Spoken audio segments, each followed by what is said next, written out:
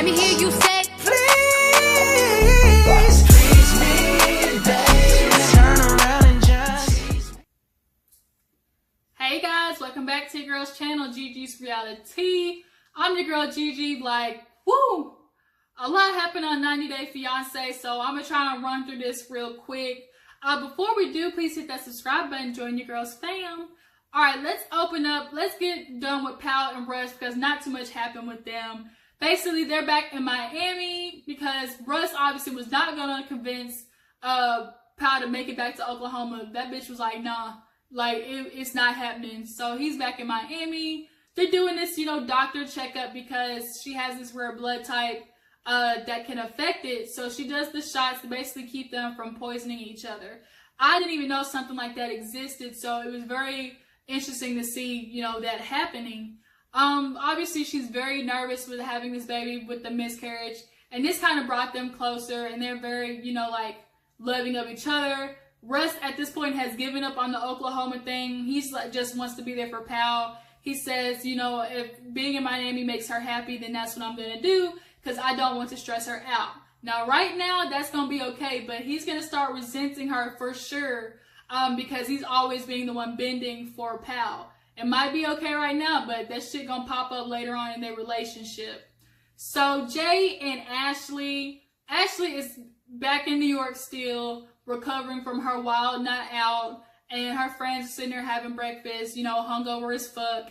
And she's talking about how, Jay called, blowing her up, but he hung up in her face. Now she feels like he did that just to be like, have a reason to be mad at her. And she doesn't want this turning into, like tit for tat. Because she can't handle that. Nah, your ass, if you acting like this with him just texting a bitch, like I can only imagine like when he actually hook up with a girl, you damn near lose your mind. So she's stuck in the middle of wanting to take him back and leaving him alone. You need to do something, Ashley, because for one, you take out a lot of shit on him, which I get it. He did some stuff, but it's not fair to keep doing that when he's not doing anything. And all he's been trying to do is prove his, point to you and make up for his mistake. But you can't keep beating him up. And her friends said, look, whatever you decide, we'll support you. But the issue is, she was like, the girl I called, she didn't message me back or nothing. So I don't have any closure, really. Well, regardless of the girl answering or not, Ashley, it's up to what goes on in between you and Jay. Like, even if the girl... Like, what if she had said nothing? It still would have had said something. There's still a decision to be made. Like, it wouldn't have mattered. So, she was like saying, I'm still worried too. Like, what was he doing while I was in New York? I get paranoid all the time because I was at work, 30 hours a day. 30 hours a week. Like, what is he doing? Like, when I'm at work and I don't have anybody, with him, is he bringing girls into my house? And that's just something you're just going to have to fight, actually, if you want to trust him and be in a relationship with him. She gets back home, and it's awkward between them, obviously. She's talking about him, like, what he got in his phone. And Jay's like, look, he's basically tired of it. He's like, I can only take so much. And she was like, you probably deleted everything. He's like, I wish I did have something to delete. And at this point, it's obvious no matter what Jay does, Ashley is going to have an issue. She has trust issues. She was cheated on in the past. She's upstairs doing her makeup, but she's like, at this point, I guess, giving in. She's tired of fighting, arguing and stuff. And she talks to Jay and was like, look, I'm exhausted of this. I don't want to just be, roommating with you. We're going to have to figure this out. And Jay was like, look, I understand I did something, but, I'm trying to fix it and you have to let me do that. And here it is, she reveals, okay, I think I should give this another go because I really do, love you. Okay, Ashley, you try and do that, but we all know this is not going to work because you want to be on his ass all day, making sure he's not doing nothing. So this is basically going to blow up in her face, to be honest. No matter what she want to try and do, Jay, he could go to the damn grocery store and she'll be like, why are you looking at this, at the cashier like that? Like, that's going to be her from now on. So my brother Jay, pack your ass up and go to Jamaica. Ashley says she just can't let him go. And that's the reason why she been doing all this shit. He should leave, but she don't want to let him go. I guess because she really do love him. But sometimes if you love it, you got to set it free. Ashley set it free. So let's move on to Larissa and Colt. They asses is going to sex therapy because Colt ain't getting no puss. Larissa is not giving it even after the damn Botox to her lips. She ain't offering Colt jack shit. He tired of it. He getting blue balls. He's talking to her. He's like, look, you know, I find you attractive. I'm sure you find me attractive. Boy, Larissa was mute. She had nothing to say. No, your ass ain't attractive, Colt. Your wallet is attractive. That's it. But she ain't attracted nothing about you. You built like a sack of potatoes. I don't know what you think this is. You pay for her. That's it. And she said, you know, after the whole cop situation, she does have an issue with him. You know, the intimacy is gone. She can't get affectionate to him because that's what she's always thinking about. So they get to the sex therapist and she, you know, talks to them, you know, evaluates them, what is going on. She was like, look, tell me, like, what do you do in your guys' day, and how is sex? Well, Colt was like, look, I ain't getting no sex. It's been months, basically going on 2 months ever since the case. No, we haven't done nothing. And so Larissa's like, look, I have an issue because his mom, who stays with us, is always in the way. I feel like she's doing the job of a wife. She's literally comes first. And that makes sense to the therapist, like, oh, okay, that's a red flag. Like, you're going to have to establish boundaries unless that's what you like. Now, I was interested when she said that. I think Colt does like them fighting over him. He likes the attention. So he likes knowing that there's somebody fighting for him because he doesn't want to, he still has not put his foot down and saying, look, Debbie, you're the mom, back off. Look, she's my wife, we're going to be together, and you have to respect that. He has not put his foot down, for one, because he's a mama's boy, and two, he won't quit sucking on her titty, damn near 40 years old. You can make your mom mad, Cole, it's okay. She gonna have to respect it. You pay part of the house bills too, god dang it. Like, come on. So Larissa's like, look, I ain't no blow up dog either. He has a healthy sex appetite. She think he nymphomaniac. No, he ain't no nymphomaniac. He just been a virgin all so damn long. Ain't getting no punani. And you finally the only girl entertaining him, so he trying to get all the nuts in that he can. That's what's going on, Larissa. He's not a boy who gets out a lot. Alright? He might as well be a 12-year-old boy. That is it. Ooh, need some water. But let's get back to the therapy session. So she decides to ask, like, Larissa, like, okay, well, what's the sex like? Is it satisfying? And at this point, Larissa reveals it's not always satisfying. Anybody can see that. Colt ain't got no hip action. He ain't got no game. He obviously ain't working with a monster. Like, it's obvious looking at him that he ain't no, like, you know, monster in the bedroom. But Colt's issue is she has to have this whole routine before sex. Taking a shower, putting on perfume, and putting on certain underwear. He's like, I just want to, you know, wham, bam, thank you, ma'am. And she's like, that's a quickie. And he was like, well, you know, I do just want to get it done. And she was like, well, you need to explain that to her. I see this with a lot of couples. There's no right communication. Obviously, they need to get their wires right. She revealed that Colt like dirty talk and all this dirty stuff in the bedroom. It's always the quiet ones that be freaky deaky. I wouldn't be surprised if he into that like BDSM shit. Colt, he a little wild than he put out there with them glasses. He got a lot of freakiness behind them eyes that we just ain't seen yet. So she gives them this, like, I guess, homework of, you know, sensual touching, blindfold exercise. That makes them excited. So they on the way home. Larissa talking about, you be a dog and I'll be a cat. Meow. Of course it's gonna be a cat. Him and his damn cats. He might as well be married to them cats than you, Larissa. Like, god dang. So they are doing better. Colt takes her out on a date to a pumpkin patch. And he wants to show her, like, what it is in America. Now, she didn't know that you carve pumpkins for Halloween. So that was new to her. In Brazil, they just eat them. So they're talking about Halloween. She wants to dress up in her costume, be an astronaut. Okay, she likes NASA. That's a surprise. But the date is going well, surprisingly. But Larissa, she be doing digs at Colt. He trying to pick out a pumpkin for me. She pick out the ugliest one. He like, that's what I look like? Hell yeah, that's what you look like, Colt. You ain't got no body. I don't know what you think this is. You is not got no 12-pack. She picked the right pumpkin for his ass. But everything goes well, at least. They're talking about, okay, we're going to do better even after, you know, the case. So they get home, time to decorate for Halloween. And Larissa is attempting to decorate, putting up lights and stuff. And this damn slot machine comes up again. Now, in the past, she wanted to move it, but Debbie's like, nah, this is my house. You're not going to basically move me out of my house. Cause she asked Colt about it, and he kind of was like, you know, we'll just have to see. But he was indifferent on it, basically. So Debbie comes home and, you know, offers up stuff for Halloween, decorating and stuff. And Larissa brings it up. So she's like, Debbie, what about the slot machine? Before she could even get the words out, Debbie said, hell no. You ain't moving jack shit. That is my slot machine. It is staying there. Now, to me, it's like, whatever, Debbie. Put it in the garage. It'll come back. Like, let it just be some damn space for a Halloween, like atmosphere. Like, damn. Like, is it that serious? And Larissa gets upset. Like, okay, like, Debbie, it's not a big issue. Colt said it, and she threw Colt under the bus. And Colt's like, that's not what I said. I mean, Colt, stand up for your girl once in a while. At that point, I do think Colt could have, like, put his foot down when his mom was like, look, we'll just move it here for a second. We'll bring it back. But to me, it seems like she's fighting over this slot machine. It's more of a symbolization of, like, you're not going to move me out my house. Like, I want this decorated how I want it. And Larissa, you don't pay nothing on the bill, so you don't get to have a decision on what the house looked like, basically.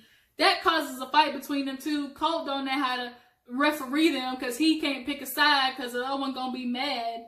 So Debbie's like, you know what, fuck this, Larissa, F you, and threw that damn arm at her.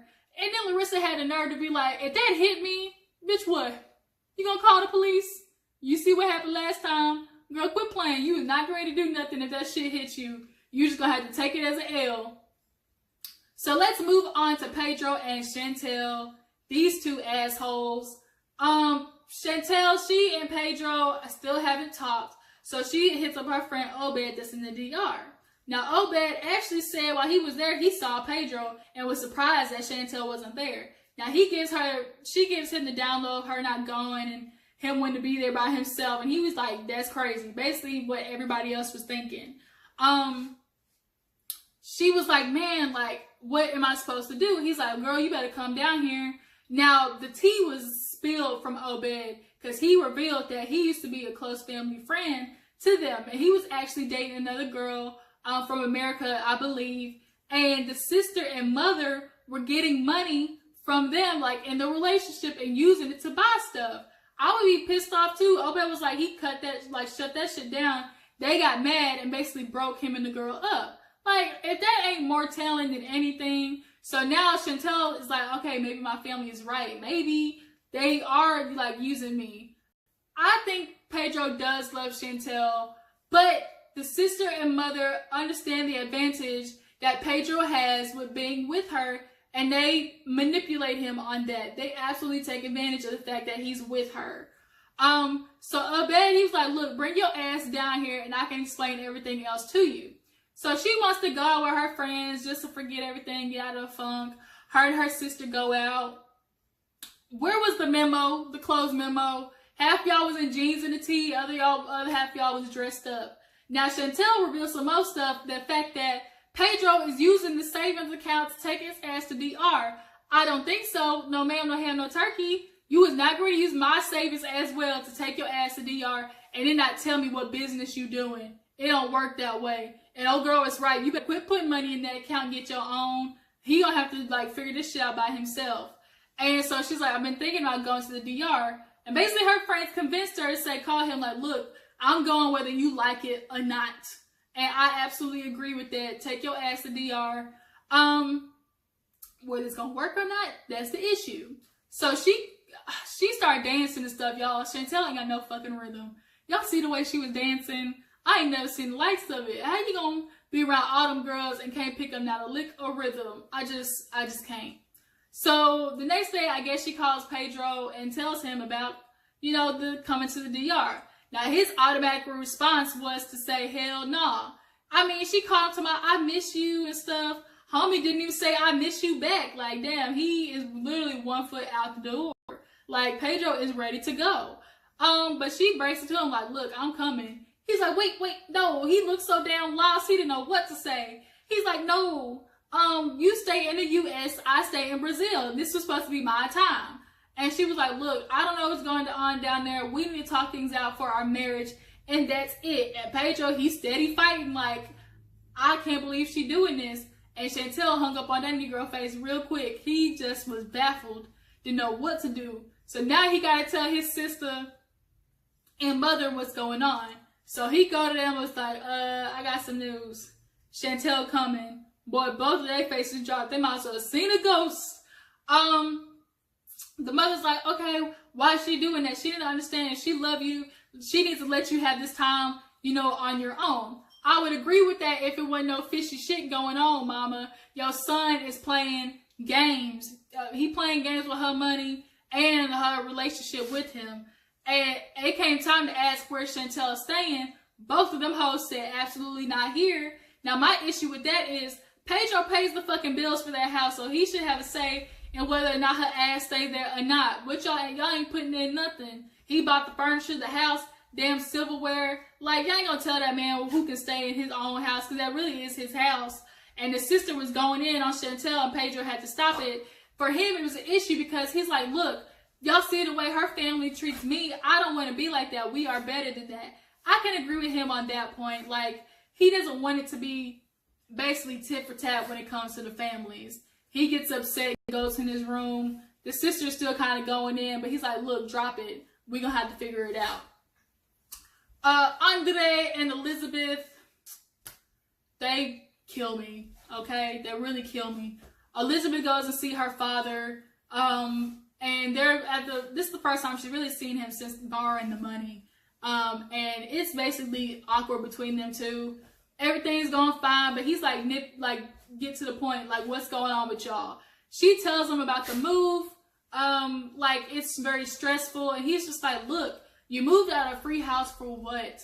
You're pregnant, homie ain't got no job, what is supposed to be happening? And she breaks it to him, you know, like, Andre, he has all these big ideas, these plans, but he never executes them. And that's really basically what the dad said what was going to happen. He claimed it. Like, he called it out way before even Elizabeth even noticed. So she tells him, and now he don't want to do trucking because he don't want to be on the road. I didn't know this was a whole year-long, you know, expense. You should, I agree with the dad. You should have known you was going to be on the road. Like, anybody who trucks knows you're going to be driving for some time. Now, the fact that he claims, oh, it's because I don't want to be on the road away from her, I don't think that's what it is. I just think he wants to do the minimum work but have the highest reward. Because when he at that interview asking him, well, can I say no to a job? Are you serious? You were just trying not to get hired, saying that. But the dad obviously is disappointed. He's saying like, okay, I got this man saying he's going to protect and provide my daughter, but he's doing neither. I gave him an opportunity with the house, and that basically blew up in my face, like, what is going on? Elizabeth's like, look, I try to talk to him, but he just has his pride and ego. And the dad's like, look, you said trust you, Elizabeth, because you said you want to follow your husband, and I get it, but don't be dumb. And I absolutely agree with that. Elizabeth, quit being dumb. Homie need to get a job and support your ass because you got a baby on the way. Now, she decides to ask the dad, like, for him to work for her dad. It could work. That's the only thing Andre got left because he ain't got nothing else. The dad was like, look, if he comes to me, talks to me as a man, we can work something else because this is going to be a business exchange, basically. And I absolutely agree with that. The dad asked, like, has she told Andre about the money yet? She hasn't. He basically told her, like, look, go ahead and get it over with before it becomes an issue. She gets back to the house. Andre, all his ass is doing is sitting on the laptop drinking. I don't even know if he's filling out resumes at this point. She tells her about the day, meeting her dad. He automatically gets an attitude anytime the dad comes up. She was like, look, Andre, like, what are you doing? You haven't gotten any jobs. You need to be putting in a lot more effort. And in the interview, he's like, you know, I haven't done no handyman stuff. But to me, what was fucked up is how you gonna do handyman work out for other people, but you couldn't do the handyman work at the house that you were doing, living in for free. Like, Andre, you were just being so bullheaded. Get your head out of your ass. Quit having this ego and do something. You got a fucking baby on the way. And Elizabeth finally is getting the backbone. Elizabeth getting the backbone and telling Andre, look, what are you gonna do? We're running out of money. We got this apartment. We have extra bills. You need to do stuff. And he feels like she be undermining him and all type of stuff because he's the man of the house. You know, he should have the last say. I don't think so, Andre. She is the financial person been taking care of your ass from the get-go. The dad even said it, like, right now, she's basically being the man of the house. You shouldn't have to say the shit if you ain't got no money to bring in. That's what I think, that part.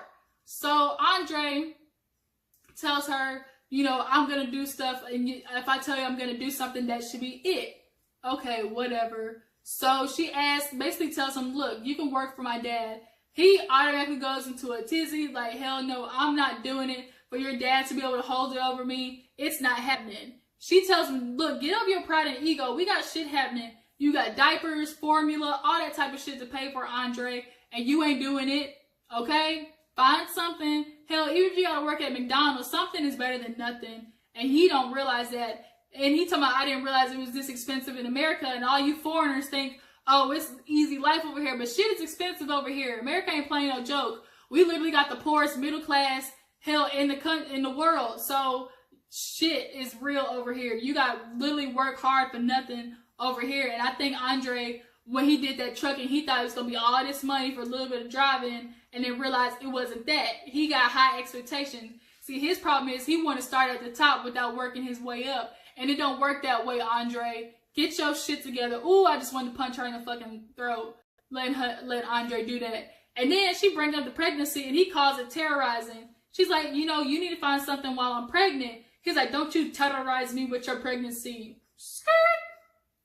Terrorize you. I'm going to keep reminding you, I am pregnant. Got something on the way, and you ain't bringing in no moolah, no guap, no money. And he is just fighting it. And she finally reveals, like, look, we have no money because the money that I got was from my dad, wasn't a loan. Like, he gave it to us for this place. Andre gets pissed off, and he's like, look, you do that thinking you're helping, but now here it is, your dad has a reason to say, I'm not providing. Well, you haven't been providing, whether he gave that money or not. You ain't been providing. You ain't been doing nothing. You ain't been pushing. He's not working as hard as he feels he is, and that's the truth. And he needs a reality check. He needs somebody to put him in his place. And hopefully if he speaks to the dad, it's going to be him. Because that shit is ridiculous. So let's move on to the last couple of Azan and Nicole. I need a drink when it comes to this girl. Nicole is packing for Grenada. Her family, they come in and see her. She's all happy and can't wait to see Azan be on the beach. And the dad was like, look, what's happening? Like, are you sure Azan's coming? And she's like, yeah. And he was like, well, or is he going to meet us there? Like, how do you know? She's like, well, I bought the ticket. Here you go, spending money at Azan again. She has an issue with spending money on stuff. Your daughter still ain't enrolled in school. And the dad brought that up. She's like, well, once we get back, then I can go to Morocco if we get married. If not, I'll have to come back and start paying in school.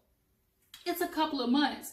You want your baby stupid because you're trying to run after a fake baby daddy for her? Like, are you serious, Nicole? Get your priorities in order. And it's unfortunate that she keeps doing this to herself for the little bit of affection that she gets for Azan because of her insecurities. Like, at this point, like, girl, wake up. And the boy, her brother was right. He was like, the family talks to her. We can tell her everything, show her all the red flags, but she's being stubborn. She's trying to prove a point by trying to make this work. So the dad actually is going to meet Azan and Nicole in Grenada so he can finally talk to her. He ain't liking the fact that she keeps sending him money. So he's asking, like, well, what did he do? What do you need the money for? And she's like, life, for living. Nicole, like, if you were my daughter, like, I would have to smack fire into you. This boy is using you, scam. Just scammer. But I think she knows that, but she's ignoring it because she wants to prove her family wrong. The dad was like, look, I'm going to talk to him. I'm going to bring up all this stuff. Like, isn't that embarrassing in the Moroccan culture not to be working? And Nicole's like, you can talk to him when we get there. Now, apparently, Nicole promised if the dad doesn't like Azan, then she won't marry him. And he brought that up. And then Nicole started backpedaling. She's like, I'm not going to worry about that. You're going to like him. I know you're going to like him. Okay, Nicole. So here it is, time for the trip. And Nicole gets a call from Azan. She's like, what's going on? All of a sudden, she hang up the phone, slap that damn door, close it, slam shut. She run off. Now, she calls all the producers or whatever to call her mom. I guess Nicole had called her mom and gave her the lowdown. Asin can't come on the fucking trip. Whoopty surprise. Like, we all knew that. Like, homie was not going on that damn trip. And then she want to chop it up to, it's a family emergency. And she's putting on this fake smile saying, you know, I'm disappointed I can't go, but I mean, it's okay as long as he take care of what he take care of. Like, bitch, if you don't get your head out of the clouds, and the mom was like, look, Nicole, like, enough. He's scamming you. He's a scammer. Obviously, today it's coincidence that he got a family emergency. And it's obviously not that, but, and then it was even more suspicious because when it got time to put it, like, tell the producers to tell the camera, she asked him if he wanted to do that. His ass say no. Said no. So if that ain't more, like, it's just so revealing with all the stuff he does. The mom wasn't surprised, but she's like, I can't say nothing. Nicole has to learn it for herself. And I think Nicole is choosing to be blind to it. She knows all the red flags. She's not stupid, but she just has an insecurity issue. And she's just trying to prove her family wrong so bad that she puts up with this shit. You ain't got no money going on this fucking trip, staying with your brother and sister. I don't know where you get all this money from to send it to Asin. Like, take care of your priorities first, Nicole. She's like, I know everything that's going on. He canceled this trip, but I know it's not because of me. Bitch, I can roll my eyes on that. I just could slap fire into Nicole. She could drive a pastor to drink with how dumb she is. And the mom is just like, she's about had it. She's like, I can't keep putting up with this. As in, I'm going to have to talk to him. I don't know when you're going to talk to him because homie going to disappear with all her fucking money if he hadn't already. This is just ridiculous. Y'all drop down in the comments, tell me what y'all think about Asin, quote unquote, saying it's a family emergency. That is just ridiculous. And Nicole, she put on this brave face for him, not crying, but that bitch was hurt. The way she slammed that door, she wanted to ball down and cry. So that was it for 90 Day Fiance. It was so much shit going on. All these couples, all the women, y'all need to get with it. Y'all men ain't shit. It's time for y'all to leave them, okay?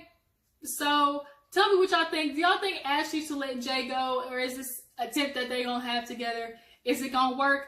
I don't think so. When it comes to Pedro and Chantel, do you think do you know if he's hiding something? Tell me, what do you think, what business he's trying to keep away from her? I couldn't imagine what it is at this point.